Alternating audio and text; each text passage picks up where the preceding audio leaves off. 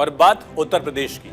CM Yogi Adityanath जब दिल्ली पहुंचे थे तब कई लोगों ने खटपट की बात का जिक्र किया, लेकिन भारत 24 उसी वक्त कह रहा था कि उत्तर प्रदेश बीजेपी में अब ऑल इज वेल है और आज इसकी तस्दीक भी दिखी है। लोकसभा चुनाव के बाद पहली बार यूपी के सीएम और डिप्टी सीएम्स एक साथ बैठे दिखे। ये तस्वीर आज सुबह की ही है और बहुत दिनों के बाद सीएम योगी आदित्यनाथ के साथ उनके दोनों उप मुख्यमंत्री साथ बैठे हुए दिख रहे हैं।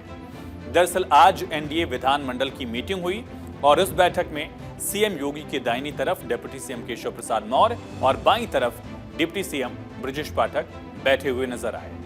बैठक के मंच पर डिप्टी सीएम केशव प्रसाद मौर्य और ब्रजेश पाठक की बॉन्डिंग अलग ही दिख रही थी। तीनों नेता आपस में अहम मुद्दों पर चर्चा भी करते दिखे।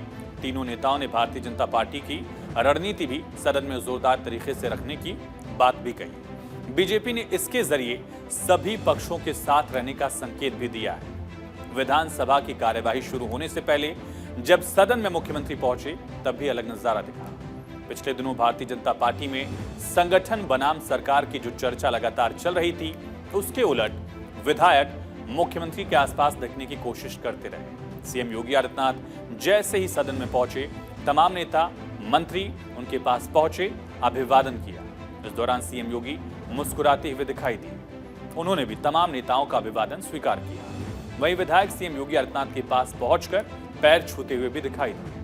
मुख्यमंत्री ने सबका अभिवादन स्वीकार किया और जो पैर छूना चाहते थे उन्हें रोका भी, कुछ लोगों को आशीर्वाद भी दिया। कई विधायकों ने सीएम से भी बात की, सीएम ने उनको सुना भी। यानी कुल मिलाकर देखा जाएगा तो दिल्ली से लौटने के बाद सीएम और डिप्टी सीएम के बीच सब कुछ फिलहाल ठीक ठाक सा लगा है, क्योंकि पिछले कुछ दिनों से अलग अलग ये तीनों नेता दिख रहे थे, लेकिन आखिरकार अब एक साथ की तस्वीर भी सामने आई है। दरअसल विधानमंडल दल की मीटिंग थी जिसमें तीनों नेताओं की तस्वीर सामने आई। दिल्ली में बीजेपी की बैठक थी, मुख्यमंत्री परिषद की बैठक में भी ये तीनों लीडर शामिल हुए थे और न केवल साथ दिख रहे हैं बल्कि बीजेपी नेताओं की भाव भंगिमा भी बदली हुई है। Deputy CM Brajesh Pathak CM से कुछ बातचीत करते भी दिखे और तीनों नेता एक साथ सहज रहने की कोशिश भी कर रहे थे।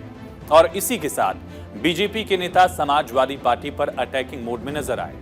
माता प्रसाद पांडे को विधानसभा में नेता प्रतिपक्ष बनाए जाने पर डिप्टी सीएम केशव प्रसाद मौर्य ने अखिलेश यादव को घेरा और उनके फैसले को शिवपाल यादव की पीठ में छुरा घोंपने वाला करार दिया।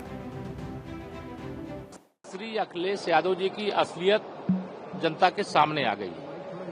पीडीए मतलब बहुत बड़ा धोखा है और हम आदरणीय माता प्रसाद पांडे जी का व्यक्तिगत तौर से बहुत सम्मान करते हैं। वो नेता प्रतिपक्ष बने हैं, उनको बधाई भी देते हैं, लेकिन श्री अखिलेश यादव जी का असली चेहरा सामने आ गया। पीडीए के नाम पर गुमराह करके लोकसभा चुनाव में वोट लिए हैं, उस वर्ग से आने वाले नेता बहुत मायूस हैं। बड़े सपने संजोए हुए थे, चाचा भी सपने संजोए हुए थे और जो वरिष्ठ नेता थे ओबीसी एससी वर्ग के, वह भी बहुत इच्छा मन में लेकर के बैठे हुए थे, लेकिन अखिलेश यादव जी ने पीठ में छुरा भोंक दिया।